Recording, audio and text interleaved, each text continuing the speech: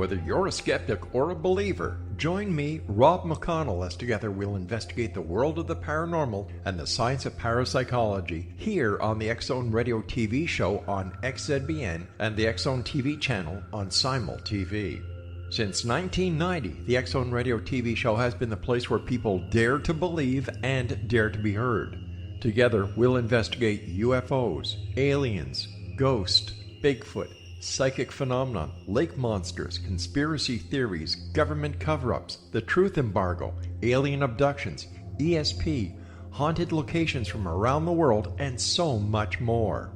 With over 28 years of broadcasting and more than 4,500 individual guests, the X-Zone is truly a place where fact is fiction and fiction is reality, as evidenced by the credibility, integrity, and professionalism of the guests that we bring to our international audience. If you have seen a UFO, had a close encounter, seen a ghost, Bigfoot, lake monster, or a story that you would like to share or have investigated, contact me, Rob McConnell, by sending me your email to xzone@xzoneradiotv.com, or you can call toll-free 1-800-610-7035, extension 143, and on Skype, X-Zone Radio TV. For more information on the X-Zone Radio TV show with yours truly, Rob McConnell, visit www.xzoneradiotv.com or www.xzonetvchannel.com or simultv.com and xzbn.net. Until next we meet here in the X-Zone from our broadcast center and studios in Hamilton, Ontario, Canada, always remember, X-Zone Nation, keep your eyes to the sky and your heart in the light.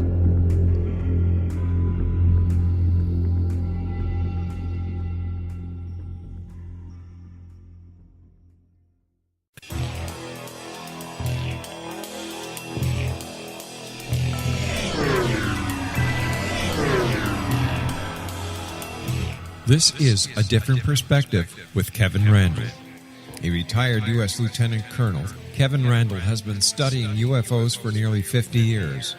Kevin has investigated some of the most famous UFO cases in the world and has been consulted for dozens of documentaries about UFOs. Considered one of the leading experts into the Roswell UFO crash of 1947, Kevin has written more than 25 books about UFOs, including the recently published Roswell in the 21st Century. Now, here is the host of A Different Perspective, Kevin Randle.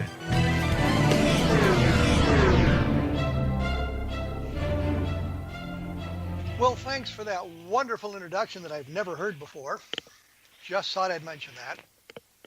Before I bring Calvin Parker on, whom I promised last time I would hopefully have for the program, I want to make a couple of comments about our last show with Christopher Montgomery.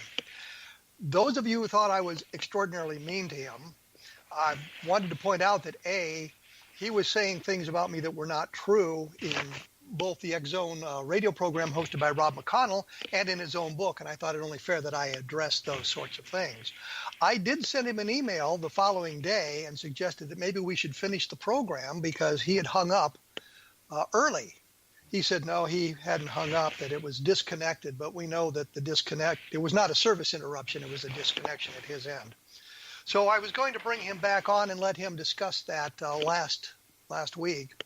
But after his initial excitement about this and his saying that he needed to read a statement on the air and that he would, and he wanted all the questions forwarded to him, I said, no, you'll read no statement. And I sent him a long list of stuff. Never heard from him again. So I thought I would just mention that. But the point of it was he thought it was unfair of me to attack his book, shred his book. But if you go through his book and you listen to some of the things he'd said in the past, you realized all I was doing was responding to what he had said about me, things that I knew were not true. And if he claimed to have sources saying they were true, then his sources were wrong. Anyway, that's in the past. This week we're going to talk to Calvin Parker. On October 11th, 1973, 19-year-old Calvin Parker and his friend, 42-year-old Charles Hickson, and I'll mention here that I did speak to Charles Hickson a couple of times, were spending a frustrating evening fishing on the Pascagoula River in Mississippi in the early evening, both men were startled when a strange craft descended and hovered a few feet above the ground and just a few yards from their location. Before they had any chance to run, an opening appeared in the craft and out floated three humanoid creatures. Although humanoid might not be quite right because it seemed like the legs were fused together, but that's just a matter of semantics, I suppose. Both were absolutely terrified when these creatures grabbed them and took them aboard the craft. On the craft, both men were subjected to an examination. Minutes later, both Parker and Hickson were dropped back onto the riverbank, and the craft departed. Taking off in their car, the two terrified witnesses eventually located a public telephone, and a short time later, they were being interviewed by the local sheriff's office. The two told their story of their close encounter. The next day, all hell broke loose as the press descended on the unsuspecting Mississippi town. Parker, seriously disturbed by these events, and I certainly understand that, has largely remained in the background without ever detailing the full account of what happened that night, how it affected him and his life and other close encounters he has had experienced down the years. Now, for the first time, Parker will tell his story in his book, The Closest Encounter, and he'll probably tell part of it today. On the record, the book features for the first time the full transcript of Calvin Parker's hypnotic regression session with the late Budd Hopkins. Calvin Parker, welcome to A Different Perspective. Thank you. Enjoy being here today. Beautiful day. Not here, it's not, but maybe it is there. Oh, really? 80 degrees here, 75 degrees, really. Yeah, it's rainy and dark and drizzly here. Yeah. Gave you a bit of an introduction here about your experiences. Anything you'd like to add to that about what happened specifically that night? Well, it's really a lot that we could add to it. You know, we got where we was abducted, and then the after effect where we was at the sheriff department, the secret tapes, and all that. But by secret tapes, what do you mean secret tapes? The sheriff department had put when they was interrogating us, they separated us, put us in two different rooms. And then they put us in one room, and little did we know there was a tape recorder in this room where they was taping our conversations, trying to catch us, you know, laughing or saying that this was a hoax or something. But little did they realize, you know, this is what really convinced them that this was true, because they could hear the fear, and we was talking to each other. And, you know, you could hear the fear in both our voices and all. And that's when they really got convinced that something did happen. They didn't ever state, or we didn't ever say what happened, but they said something happened. So you were interrogated by the local law enforcement. We were. Did they contact, was it Jim Harder and Alan Hynek who came down to Pascagoula? Well, what had happened, it hit the media the next day. Now, we had asked them to keep it quiet, but apparently they had scanners or something. The media didn't listen in. Well, when we got to work the next day, it was a media frenzy. It was several hundred reporters there at our job. They had to shut down their phones because the phones kept ringing. So something like that, the news traveled to California somehow. It could have been Keesler that contacted them. And Dr. Hynek found out that way, and they flew down. Dr. Hynek and Dr. Harder flew on their own dime down here to give us to talk to us and to give us an examination. Were Harder and Hynek the first UFO investigators to chat with you? They were. The rest of it was just like the Air Force and the local sheriff department here. But they was the first real, I guess you would call them uologists or anything, that had come down to talk to us, you know, right after this happened, the very next day. You said the Air Force. Now, this was 1973, and Project Blue Book had ended 4 years earlier. Was you say there were Air Force people that interrogated you as well? It was, but, you know, they let us. What happened, they took us to Keesler Air Force Base to check us for radiation. So while they was checking us for radiation, they asked us to go to the back when they found out we was all clear. Well, then that's when they started asking us questions, and it was, several Air Force officials there. So they could have phoned Hynek. Somebody might have known him through that or something. But, like you say, Project Blue Book was over way before that. Well, there were still other official investigations going on that were secret, but Hynek having been the consultant, and Hynek now, I guess, having changed his mind and about to start the Center for UFO Studies, probably heard the story on the news media and came down to chat with you about it. He probably did. He was really serious when he was down here. I mean, you ever seen just a dead serious guy when he looks you in the eyes, you know that he's looking for the truth? That was Hynek. What was your impression of Harder? Harder was a real quiet man, but he was this type that liked facts, and he studied every little fact. He give us a physical exam. He talked to us for our mental thing right there, and tried to hypnotize me. He couldn't hypnotize me, but he did Charlie. And he examined our body for marks, and he's the one that found the first puncture marks on our arms. And that wasn't something that came out originally, was it? I mean, through the media and anything, that's something that's been kind of hidden from public view? Well, it was under hat. We really didn't see no need to tell the media, or I didn't. I can't speak for Charlie. He's dead. But I couldn't see no need to tell the media anything, because at that point in my life, I hated the media. They destroyed my whole life. That opens up a whole nother area of questioning that I don't want to get into right at the moment. I did want to talk to you about the effect on your life as it went on. But I also wanted to get more into what happened on board the ship, or what you could remember about that and how all of that came about. I know that originally you were very reluctant to talk about it, and everything kind of funneled through Charlie Hickson. Yes, sir.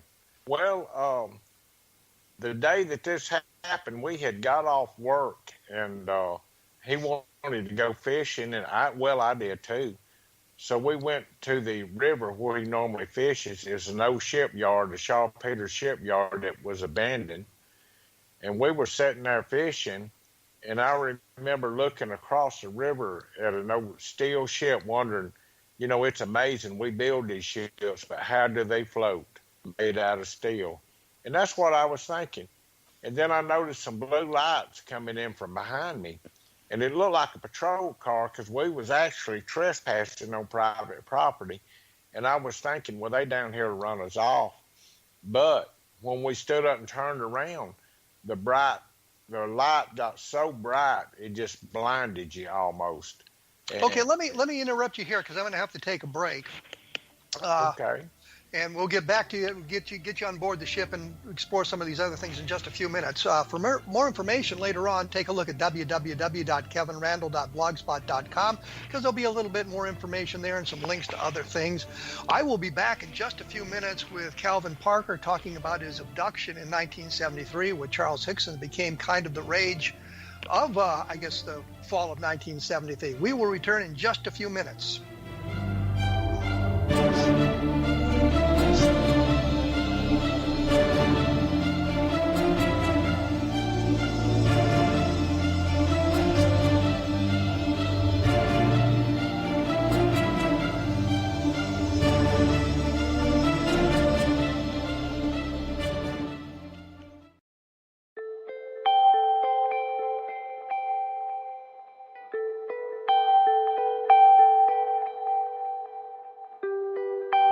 It's hard to listen to the news without realizing we're living in volatile, unprecedented times.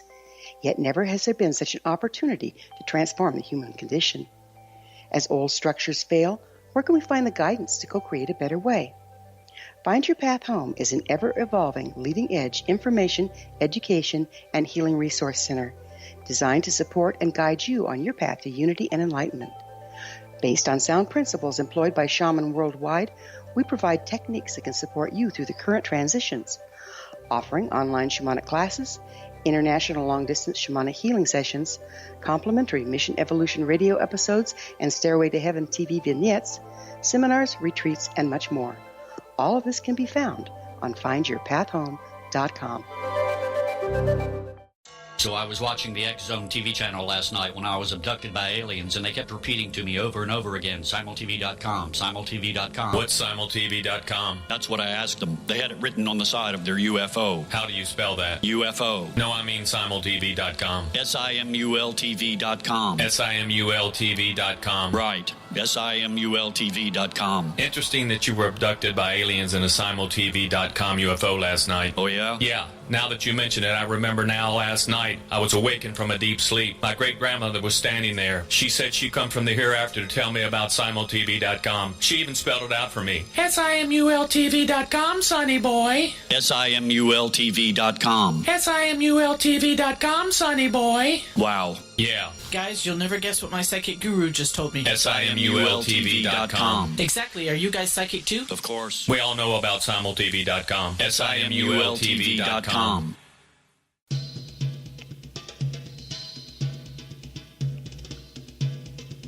Well, this is fooling me. I didn't know this was the real bumper music, but I am back.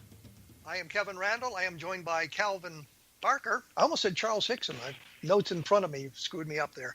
Calvin Parker, we're talking about his abduction in 1973, and when we left, you were seeing the blue lights, and they were very, very bright. So take it away from there. So we was facing the river, so we stood up and turned around. That's when the light got bright.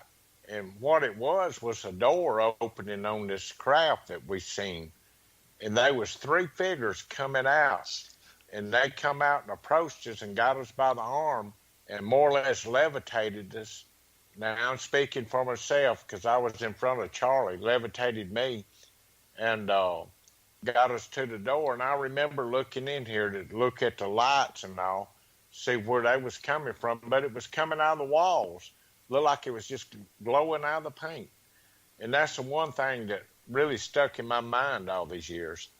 Then he kind of made a left turn and a right turn. It was one creature that had a hold of me.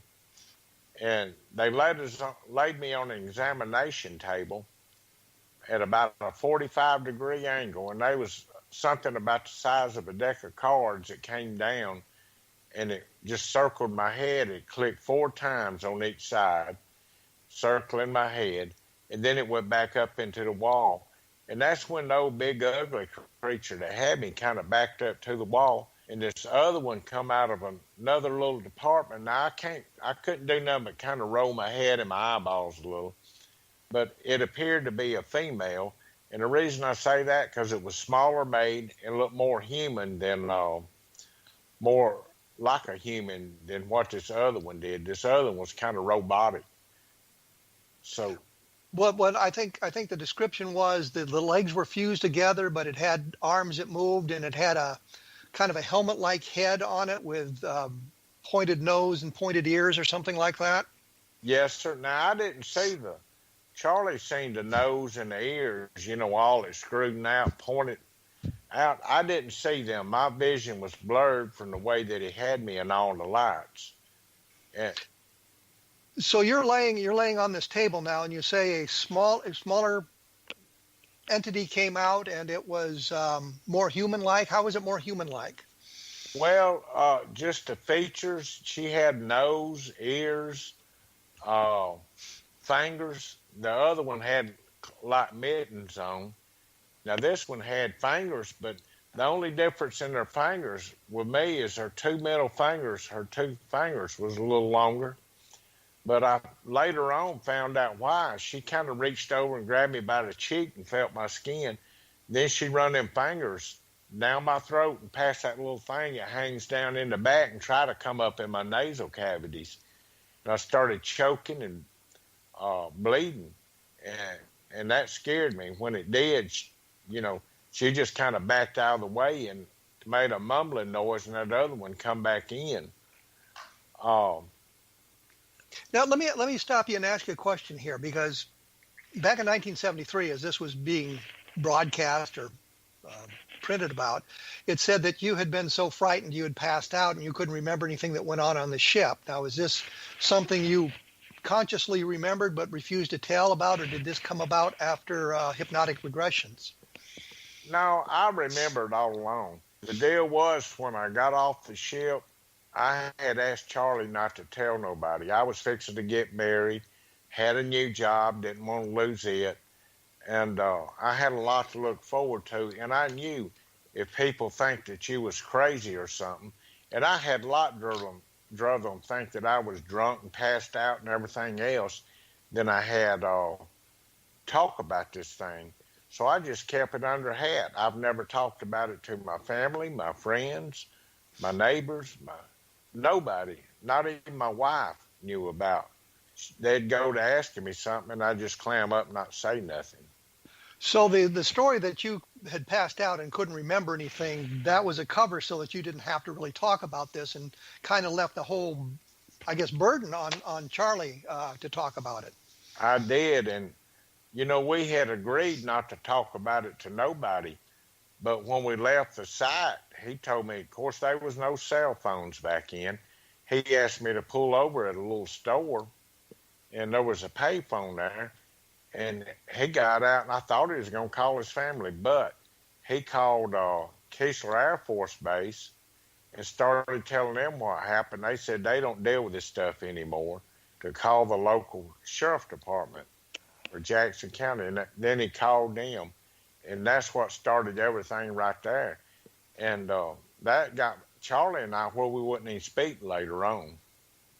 Okay, well, let's get back to the ship here, because so you're been examined on the ship. You were choking because of the examination, and the female left, and one of the other creatures came in.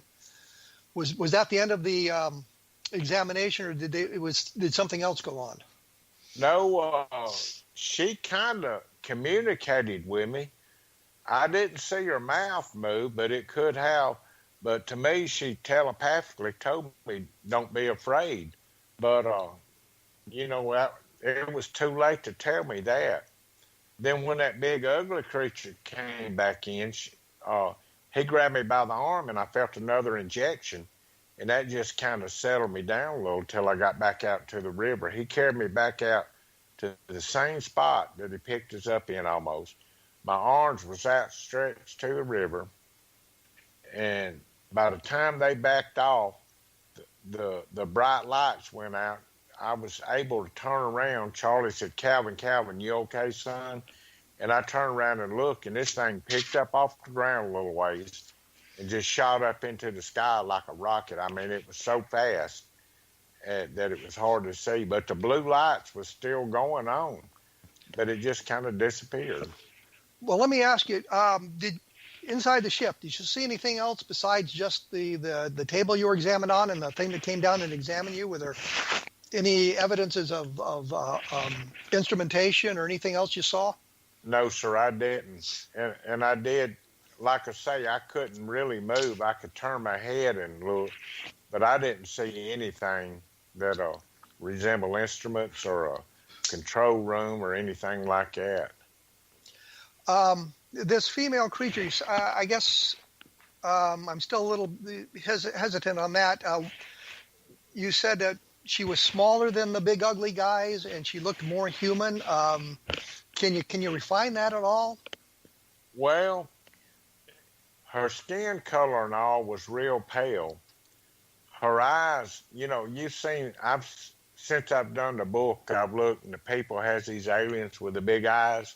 Hers looked normal, just kind of like ours, maybe even a little smaller. But her facial features, she had ears, she had eyes, she had a mouth and nose. And I didn't notice the hair. I didn't notice if she had a hat on or what she had on a cover. But I'm in the process now. I've got an artist, and I'm trying to detail it out to him and let him draw it out so I can release that. Okay, so how long were you on the ship? That's really hard to say. We didn't have watches because we worked around steel and had used sledgehammers all day. But just estimating, it looked like about 45 minutes. When I talked to Charlie Hickson, he said that he had troubles with watches and things like that. He'd put them on and they'd stop or they would break. Did he tell you that, or is that something that was accurate? Well, he told me that, but the reason why, we worked in a shipyard as ship fitters, and you used a sledgehammer and a cutting torch, and you had them in bad places all day. And I think that was probably the reasons, because I went through a watch while I was there the first day. But, it could be true. It might just be on him. Okay, so Charlie's first reaction was called Kessler Air Force Base, and they said, which is what they were instructed to say back those days, if you feel threatened, call the local law enforcement. So that's what you did, or what he did. And then he said, let's go to the sheriff's office? No, actually the sheriff's office sent 2 patrol officers out to where we were. They told him on the phone, do not move. I guess they figured we was drinking or something. They didn't want us on the road. So about 10 minutes, they sent 2 officers out. One of them walked up on my side of the car and looked around a little bit, asked if he could look in the car, and I told him, yeah. Had me step out. He said, now, I want you to stand on one foot, bend your head back, touch your nose, and jump up and down. I said, man, I can't do that if I'm sober, much less if I'm drunk. So he just laughed. He said, well, can you walk this line? But I stood on one foot, turned my head back, jumped up and down. And then they didn't have the little breathalyzer test with them until they got us to the sheriff's department. He said, well, you're good enough to drive. Follow me to the sheriff's department. They checked us for alcohol. And then later on, they did blood work at the hospital that proved we weren't on drugs or alcohol or anything. Okay. We're going to have to take another break here. The book by Calvin Parker is Pascagoula, The Closest Encounter. And this is, I guess, the first time he's really told the entire tale of what happened during the abduction in October of 1973. It is. You can find my books at Amazon.com, of course. Roswell in the 21st Century, a re-examination of the case, and Encounter in the Desert, which is about the Socorro UFO landing, which we had talked about on this program with a number of different people in the past. And as I say, there's always something available at www.kevinrandle.blogspot.com that may point you in a direction to learn a little bit more about this specific case or other things that will interest you. We will be back with Calvin Parker in just a moment. And we're going to talk about how this thing affected his life when we come back. So stick around.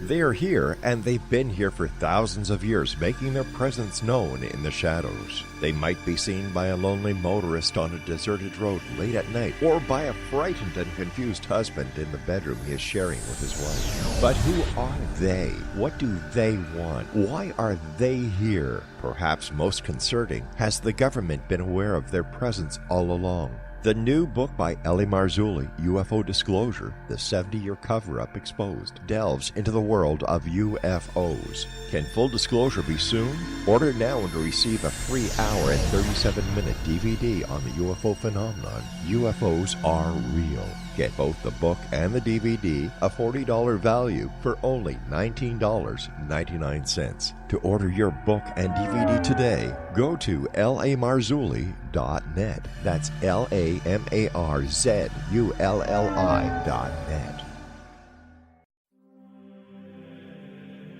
Rob McConnell here, presenting an overview for Nicholas Paul Jennings, author of a fascinating book, Amen. It presents facts revealed by Egyptologists, facts that enable us to understand why Amen is the beginning of creation of God. It provides recommendations for religious leaders of the major religions to unify their beliefs and teach the Word of God. Love one another. Amen informs people how mankind conceived God. It was the Egyptians that developed the concepts of a soul, a hereafter, and Son of God. And finally, After the worship of many gods, they conceived the belief in one universal God, the maker of all there is. For more information, visit www.futureofgodamen.com. That's www.futureofgodamen.com. You have heard of the X Zone? Now watch it on Simul TV, plus 500 video games, live TV channels, free video on demand, worldwide, and more. Does this sound like tomorrow's television?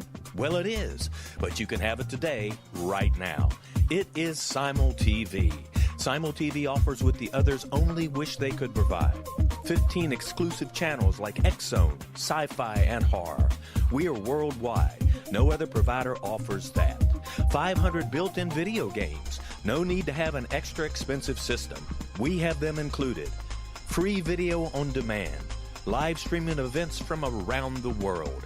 Interactive online network, and much more. Tomorrow's TV today. Simul TV. Sound too good to be true? Well, it's not. You can have Simul TV today. Sign up at simultv.com. Do it today.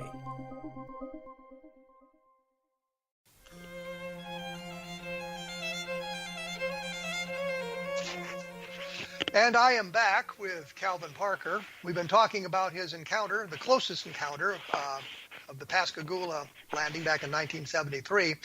When we went away, I had mentioned that we were going to talk about how this affected his life, something that Calvin had brought up a little bit earlier. So Calvin, the story comes out, everybody knows about it. What is the impact on you? Well, the first thing that happened is when we got back to the shipyard, they said we can't conduct business with y'all on the shipyard. Was we lost our jobs, pretty much what happened. And so I went back to Mississippi, and by the time I got back there, my family and all, they was asking about it and all. Told them I didn't want to talk about it. Didn't want to say nothing. But it made it hard to find another job like I wanted. My career was settled down to getting married, buying a house, having the same job for 30 years or 50 and retiring and having grandchildren. But none of that worked out because I had to move around. I drifted around in the oil field and construction for years.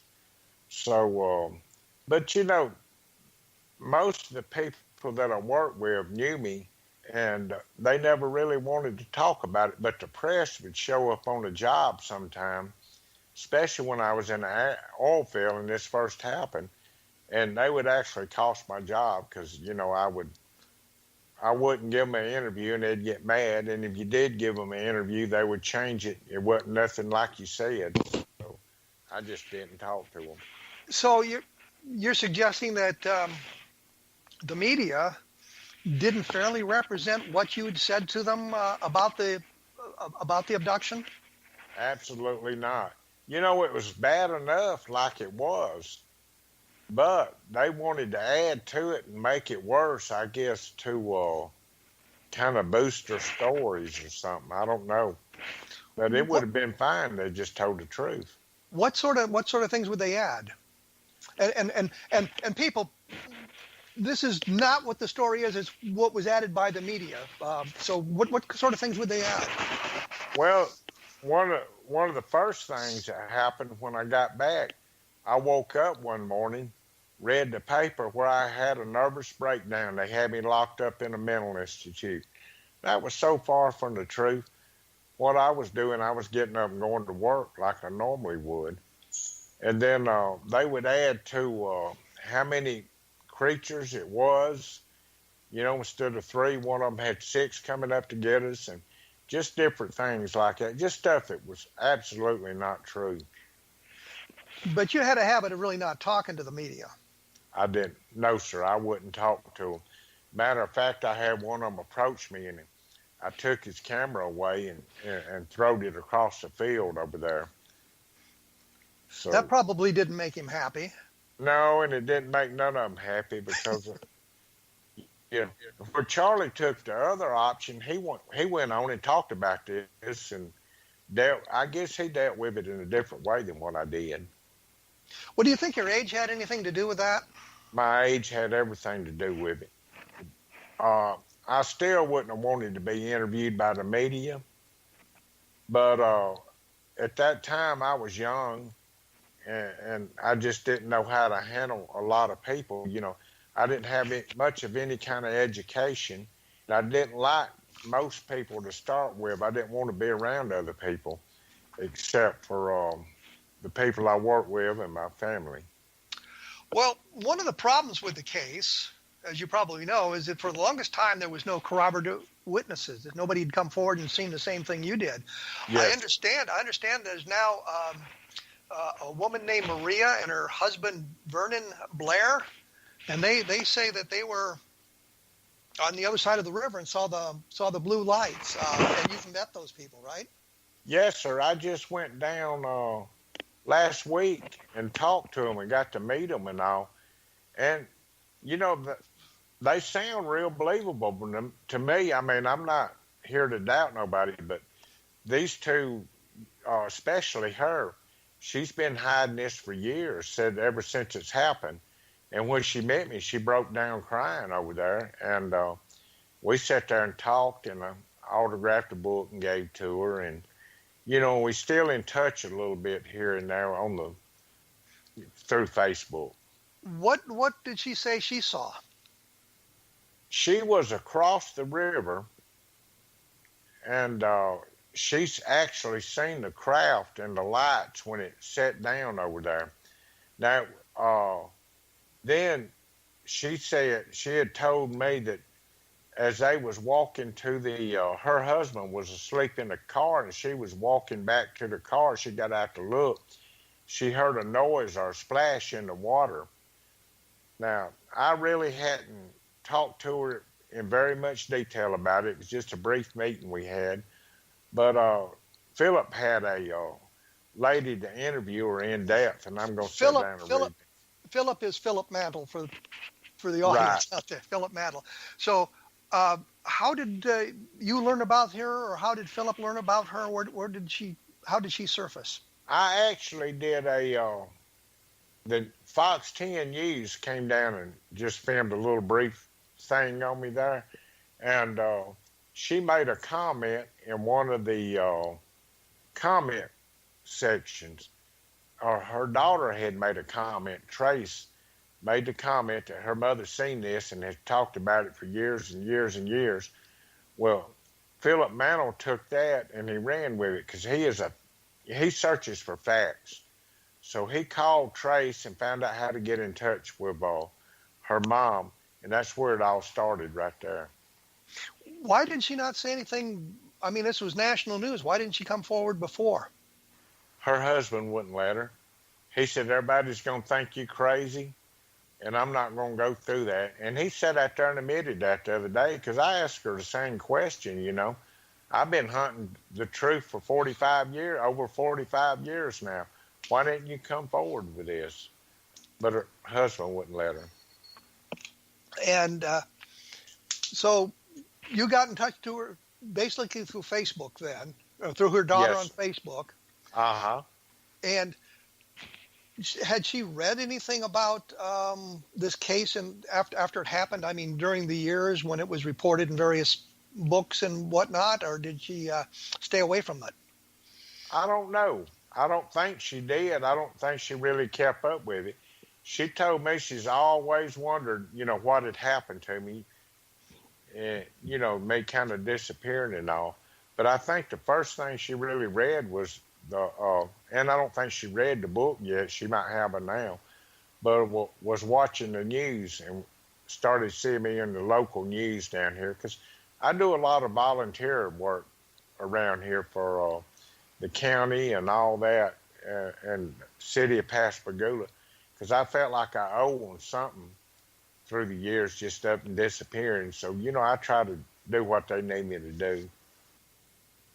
And so she got in touch with you, and she explained she had seen the same craft and the same blue lights, but she didn't see anything. She didn't see you guys being floated into the ship or anything like that, did she? No, I don't think she did. Like I say, I hadn't read the whole details on it. And there's also other witnesses that came forward. There was a crane operator over at the shipyard said he seen it when it set down. Now, why all these people didn't call the law and send them to my rescue, I don't know. But yeah, that's kind of strange. If you've got a bunch of witnesses and this becomes national news, you think the implication would be to phone the news media or somebody and say, yeah, I saw the same thing. But I know with the Socorro case and my book, Encountering the Desert, we know of at least 3 different people that saw the craft in the sky before Lonnie Zamora saw it land in Socorro, and none of them have ever come forward. And we can document that based on the reports that were in the Project Blue Book files taken that very night. The 3 people had called the police to say, hey, we saw this thing. Nobody ever followed up on that, which is just absolutely stunning. So when you say to me there were other witnesses and they didn't call the media, I'm not that surprised anymore. no, but then I got to thinking and wondering about it myself. Back in the 70s, there weren't cell phones available like it is now. Everybody and their kids, 6 years old and up, has cell phones now. Back in, nobody had them because I got one time and it cost me $600 in a week and they had to come take it away from me. Why did they take it away from you? Because I didn't pay my bill. They turned it off. Well, I didn't want you to have to admit that. Yeah, I didn't talk but very little on it. I figured the more this thing's neat, and I got it. $600 later, I didn't have a phone no more. So there are other witnesses that you're aware of. Are some of those mentioned in the book? Not yet. Philip's going to do not write another book, but he's going to do an extension on the book and make a smaller version of it and put all the witnesses in there and even put their contact information in there. Well, we're going to have to take another break, and we will return with Calvin Parker and kind of wrap this thing up, see what else we can learn about his abduction back in 1973 and what he did with his life in the intervening years and that sort of thing. Once again, it's www.kevinrandle.blogspot.com, and for those of you interested in the paranormal, of course, there is the X Zone Broadcast Network, xzbn.net, where you can take a look at other aspects of the paranormal and maybe find some programs that will be exciting to you, and look into the past of my programs and, of course, the ever popular X Zone broadcast, X Zone Radio by Rob McConnell, that we always forget to mention. But once again, I will be back here to talk a little bit more with Calvin Parker about his abduction from 1973, so stick around.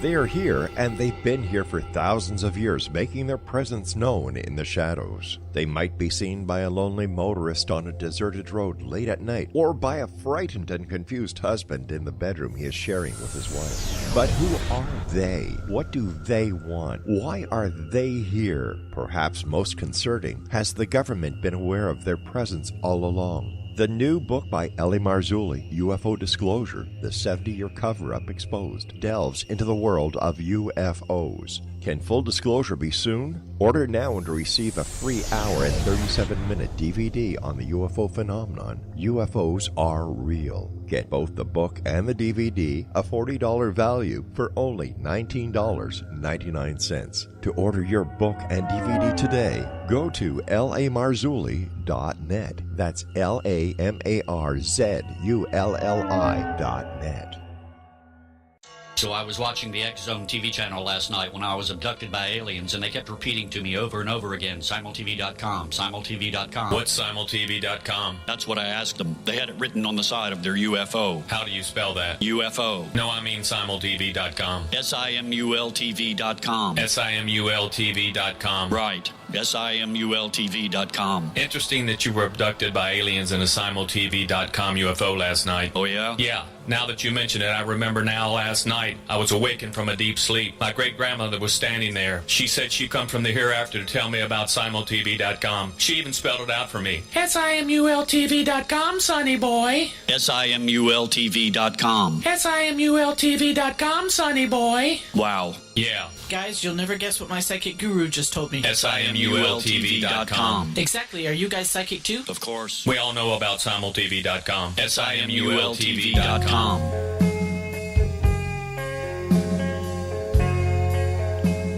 I am back with Calvin Parker. The book is Pascagoula, The Closest Encounter. It's his story. He's telling you about his experiences during the abduction, which he kept quiet about for decades, I guess. So you talked about there are additional witnesses. There's going to be an updated version of the book now that will include some of those witnesses in it with their contact information? Yes, sir, that's correct. Have you talked to many of these people other than Maria? I have. I've actually, the one other guy, the crane operator that came forward, I went to a book signing in Pascagoula, and we sat there and talked a long time, and I just kind of blew him off. But he was telling me that, he had seen something, but it was a little hard of hearing. So I just, it's hard to talk to somebody like that, for me right now. And then there was another lady there that I had talked to and said something. But they just saw did they see lights or did they see an actual craft? The crane operator seen the actual craft. Now, I hadn't got the interview back from him yet, but when she gets it done, it's another lady doing them. I'm going to read it and see what all it is to them. Well, I noticed here that you had done hypnotic regression. Yes, sir. With Budd Hopkins. That's correct. And Jim Harder had no luck in getting you under into a hypnotic state, apparently, from what you said. No, sir, he didn't. He tried, but he had to bring me right out. Did you learn anything more about during the session with Hopkins that you didn't remember consciously? Did anything else come out? Oh, gosh, yeah. What happened, Bud put a post-hypnotic suggestion in my head that I wouldn't remember any of this till I was able to remember. There was another incident in 93, and it'll take 2 hours to tell you about that. But I didn't remember nothing about it. And then one day, Linda Moulton Howe had read the book. Well, when I done the book, I had mentioned to the publisher, Philip Mantle, that I had seen Budd Hopkins. He tried to hypnotize me, and he never did.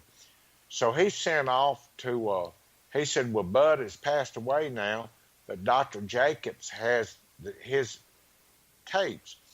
He sent off and got the original tape where Budd had hypnotized me. He transcribed it out into the book. So when I started reading on it, it was shocking. I didn't even realize I was hypnotized. Then he sent me a copy of the tape disc, and I started listening to it. I went out and told my wife, I said, I didn't know I was hypnotized. I thought all that was just crazy bull. And I said, but I really was. Because I remember telling Budd, I got a friend standing here with a ball bat. I don't want to make a floor show like they do in Las Vegas out of this. Don't put nothing in my head that wasn't there. Don't add nothing to it or nothing like that. And he didn't. I listened to the whole tape. Now I remember everything exclusively in it. What can you give us an example what you might have learned on the tape, from the tape? Yes, sir. We went in details about the day of the abduction. There was actually a car out there that was parked, and I told the type of car it was and knew the tag number on the car. That's how detailed it was. And I just briefly seen it. And since then, I've looked the tag number up, and it actually belonged to a couple that was there, and they was parking. He has to see, she's in the nursing home right now, and I can't tell you which one, but she has kind of Alzheimer's coming in and out, but she remembers it well, and she don't want to be, nobody to know it. So I just went and I've kept it to myself. But I actually looked her up. That's how desperate I was, or just wanting to see if the hypnosis worked. But, so what you're saying to us here is, for years and years we thought this was an abduction. The two guys are the only witnesses to it, you and Charlie Hickson. correct. And now we're learning that there were other people who witnessed the thing and didn't come forward, and you've been able to find a number of these people. Yes, sir. And it wouldn't surprise me if a few more come forward. Now, you know, everybody wants their 5 minutes of fame, I guess. Not me, but, you know, a lot of people do.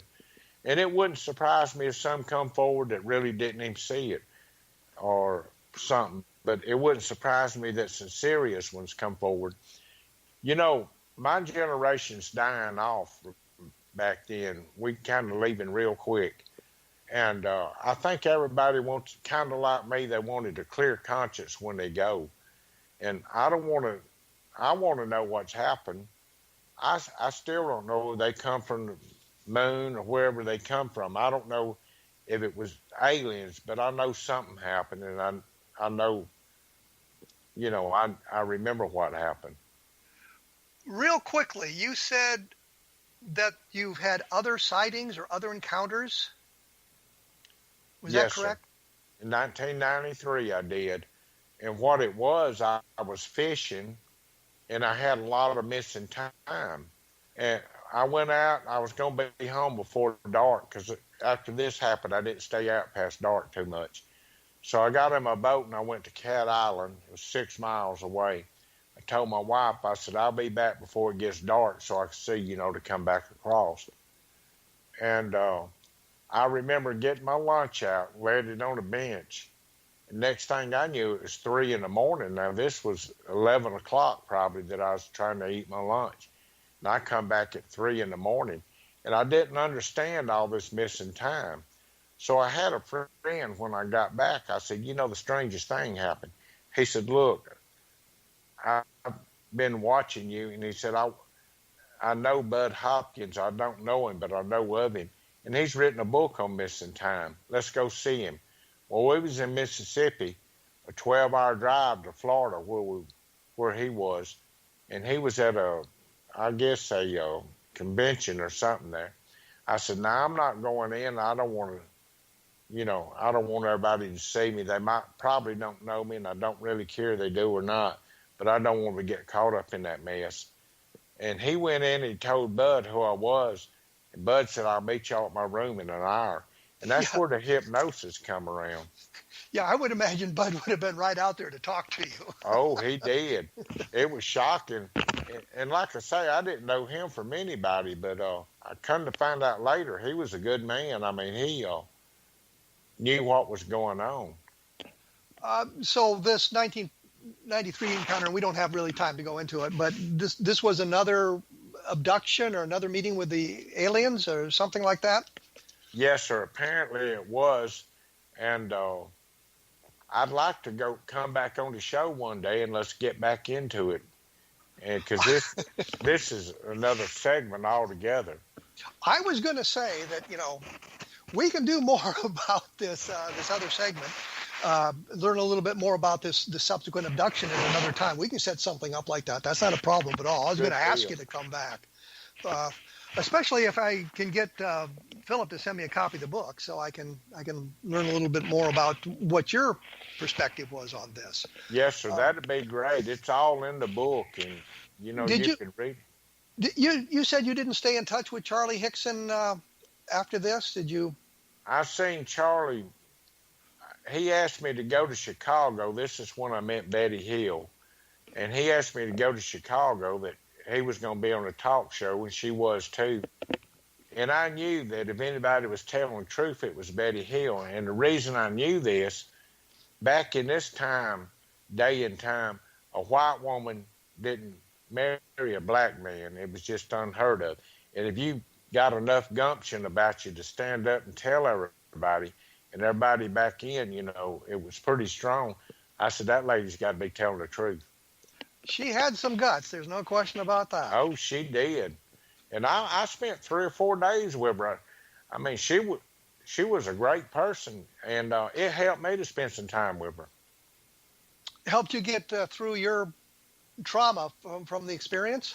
It did, and we went up on the mountain where she said they come all the time and all, but I've never seen another one. We seen a couple of shooting stars. But what it did, it gave us time to talk and visit. And I was having a hard time believing myself, much less somebody else. But when I left her, I was 100% convinced that there's no doubt in my mind something happened to her and Barney. Well, Calvin, I got to thank you for taking your time to visit with us today. It's been a real pleasure.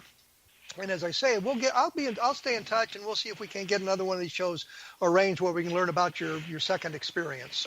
Good deal, and I thank you. And we'll get you a book from Philip over there, and we'll get back in another segment on it. Okay, sounds good. Thank you very much, Calvin Parker. Thank you. Once again, I'll have stuff up on my blog, www.kevinrandle.blogspot.com. Maybe a little bit more information, other links of where to go to get additional information about this.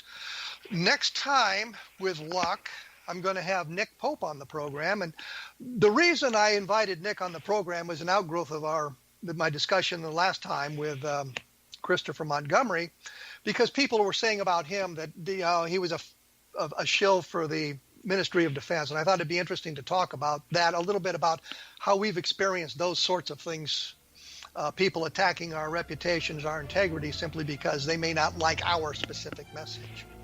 And I think what we have to point out is there are many of us who are more interested in the truth than expanding our own, ego, or expanding our own notoriety. We simply want to know what's going on.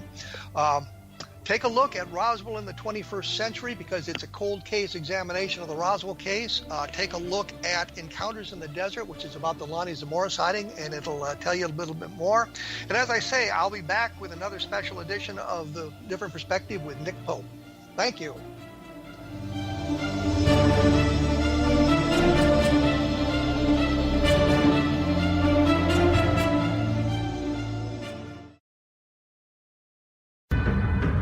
If you are looking for a safe, zero-calorie natural option to the harmful artificial sweeteners on the market today, Just Like Sugar is what you're looking for. Just Like Sugar is a wonderful natural alternative for those health-conscious people who choose a calorie-restricted diet with a great, pure, sweet flavor that tastes just like sugar. Just Like Sugar is a great natural option for people suffering from diabetes and may be useful in restricted diet programs where standard sugars are not allowed and does not cause a laxative effect of some other sweeteners. Just Like Sugar comprises a perfect blend of chicory root fiber, natural calcium, natural vitamin C, and Just Like Sugar's sweetness comes from the natural flavors from the peel of the orange. Just Like Sugar is a natural alternative to harmful artificial sweeteners and will change the way that you believe all natural sweetener products taste. Just Like Sugar is available at your local Whole Foods markets, Wild Oats markets, Henry's, Sun Harvest, and many other fine natural food stores in the U.S., Canada, and worldwide.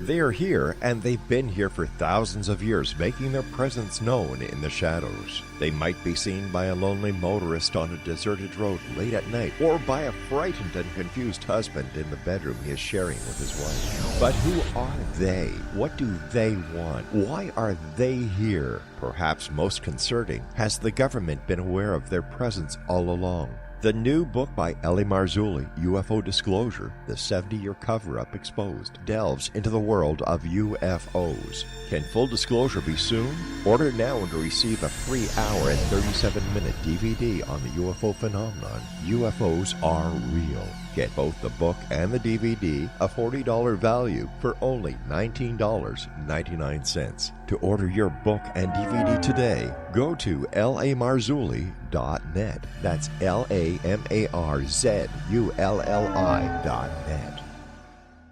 You have heard of the X Zone? Now watch it on Simul TV, plus 500 video games, live TV channels, free video on demand, worldwide, and more.